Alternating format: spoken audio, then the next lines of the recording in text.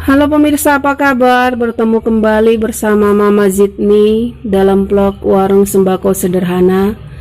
Hari Jumat berkah ini pemirsa, Mama Zidni mau memberikan tips. Mohon maaf bukan menggurui ya, hanya berbagi atau sharing tentang 5 tips agar pembeli betah banyak berkunjung ataupun berbelanja ke warung kita.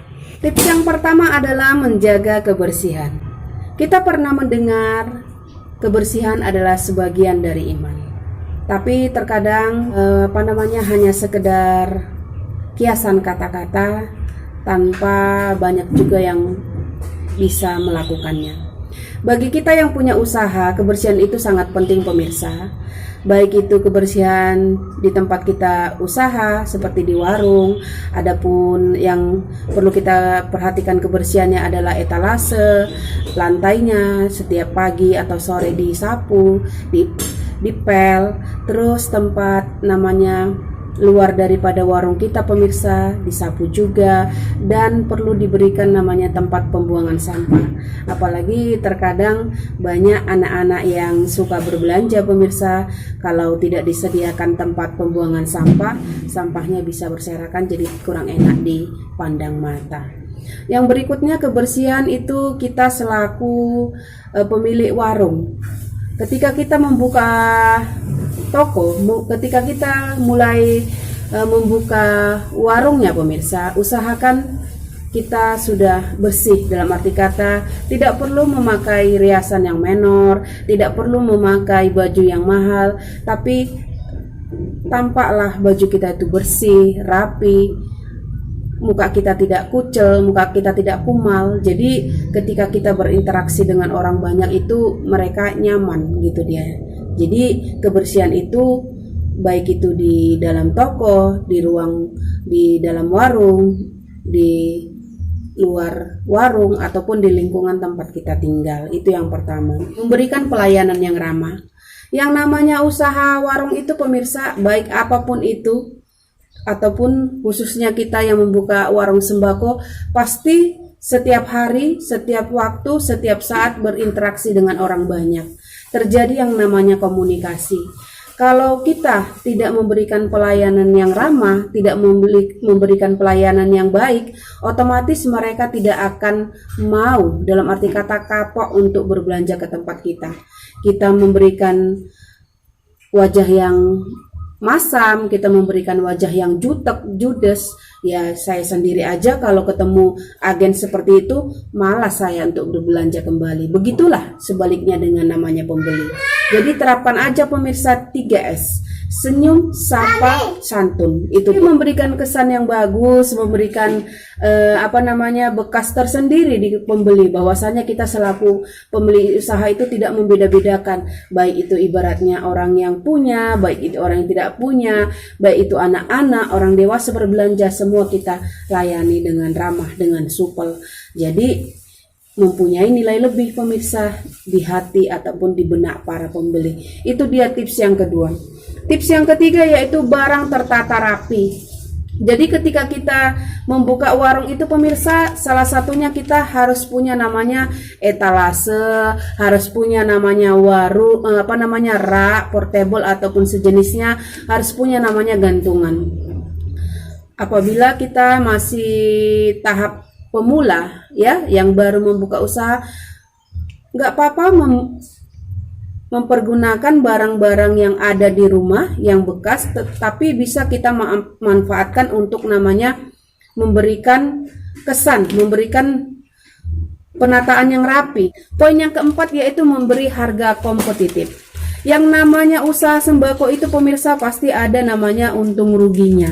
Bagaimana caranya kita menyikapi? Salah satunya adalah banyaknya persaingan, dalam arti kata kompetitor yang sama, yang membuka usaha yang sama dengan kita. Contohnya lagi di daerah kita tinggal mungkin ada beberapa orang yang usahanya sama dengan yang kita buka. Bagaimana caranya agar memberikan harga yang kompetitif pemirsa? Jangan menjual barang terlalu rendah, dalam arti kata mempermainkan harga atau merusak harga, tidak bagus juga pemirsa. Begitu juga dengan jangan memberikan harga yang terlalu mahal, karena apalagi namanya pembeli pemirsa, selisih 500 aja mereka perhitungan. Jadi gara-gara sedikit nanti mereka beralih ke warung yang lain. Terkadang juga ada pembeli yang suka membanding-bandingkan harga, pengen tahu harga di tempat kita berapa, malah kadang berbelanja di tempat yang lain. Itu dia pemirsa. Jadi barang-barang yang sekiranya pas moving, yang cepat laku, diberikan harga yang sedikit lebih murah, tapi perputarannya cepat, menghasilkan uang yang cepat. Kalau barang yang lama lakunya, berikan harga yang tidak terlalu tinggi, ibaratnya menengah. Jadi jatuh saya. Jadi bisa untuk menutupi lah untung atau ruginya di warung. Itu dia, memberikan harga yang kompetitif. Poin yang berikutnya yaitu toko update. Dalam arti kata stok toko selalu ada. Mama Jitni selalu update ya harga-harga. Saya selalu survei ke agen yang satu dengan yang lainnya, apa-apa aja barang-barang yang lagi booming, apa-apa aja barang yang lagi dicari oleh para pembeli. Contohnya seperti makanan pemirsa, apa yang menjadi kesenangan jajanan anak-anak selama itu tidak berbahaya, itu yang Mama Jitni stok lebih. Jadi kalau yang barang-barang yang kurang laku, paling Mama Jitni belinya 1, 2, atau 3. Contohnya jajanan rentengan yang tidak laku paling 1 renteng. Itu untuk sekedar meramaikan tempat, atau ibaratnya biar barang dagangan kita terlihat lebih ramai, gitu dia. Jadi stok, jangan sampai barangnya habis pemirsa baru kita belanja, nggak bakalan datang lagi pembeli ke tempat kita. Jadi ketika barang kita sudah stoknya menipis, kita belanjakan, jangan sampai habis. Itu dia. Terus poin yang berikutnya adalah waktu, penentuan waktu, kita bukanya kapan, tutupnya kapan, atau bahkan kita ada yang menggantikan ketika warung kita buka. Contohnya waktu kita istirahat diganti sama suami atau anak. Jadi ketika pembeli itu datang ke tempat kita, mereka tahu toko kita ini selalu standby, toko kita ini selalu buka. Jadi ada namanya nilai lebih. Kalau di toko sana mereka tutup segini, kita lebihkan jadwal kita buka. Jadi ketika pembeli datang ke tempat kita itu, mereka ibaratnya, oh lebih baik beli di sini, selalu buka. Kalau di sana walaupun harganya tapi jauh, tapi tutup terus gitu dianya.